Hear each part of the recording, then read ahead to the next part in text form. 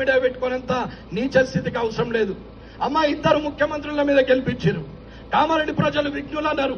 ఇద్దరు ఇట్లలో ఒక్కరు ముఖ్యమంత్రి అవుతారని మీకు తెలుసు, నాకు తెలుసు. అయినా నన్ను ఓటేసి గెలిపించారు. నేను గెలిచిన నుంచి గెలవక ముందు అదే కారులో ఒక్కొన్నే వచ్చిన, ఇయ్యాల కూడా నేను ఒక్కొన్నే వచ్చిన. 20 మందిని వేసుకొని 20 బండ్లు వేసుకొని వస్తేనే లీడర్ అని మీరు అనుకుంటే ఆ లీడర్షిప్ నాకు అవసరం లేదు.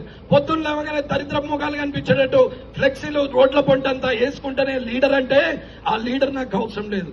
భార్య ముఖం భర్త, భర్త ముఖం భార్య చూస్తే శుభం. పిల్లలు తల్లిదండ్రుల ముఖం చూస్తే శుభం. కుటుంబం అంతా దేవుని దగ్గరికి వస్తే శుభం. కానీ దొంగన కొడుకుల ముఖం లీడర్లకు చూస్తే ఏమొస్తుంది నాకు అర్థం కాదు.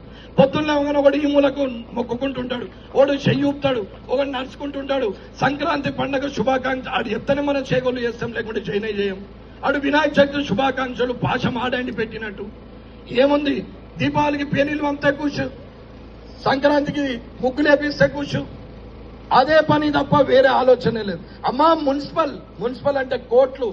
మీకు అర్థమవుతుందా? అభివృద్ధి ఏందనేది కూడా తెలియని పరిస్థితి. 90% జనానికి 90% కూడా చదువుకున్న వాళ్ళకు కూడా మున్సిపల్లో ఇంత ఉంటుందని తెలియాలనే చెప్పిన. అమ్మ, ఎవరికి ఓటేస్తారనేది మీ నిర్ణయం.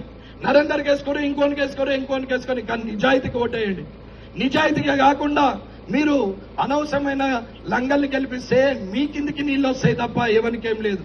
అన్న, మీరు ఓటేస్తే ఎమ్మెల్యే, మీరు ఓడగొడితే మాజీ ఎమ్మెల్యే, నాకేం పెద్ద సమస్య లేదు. నేను ఓడిపోయినా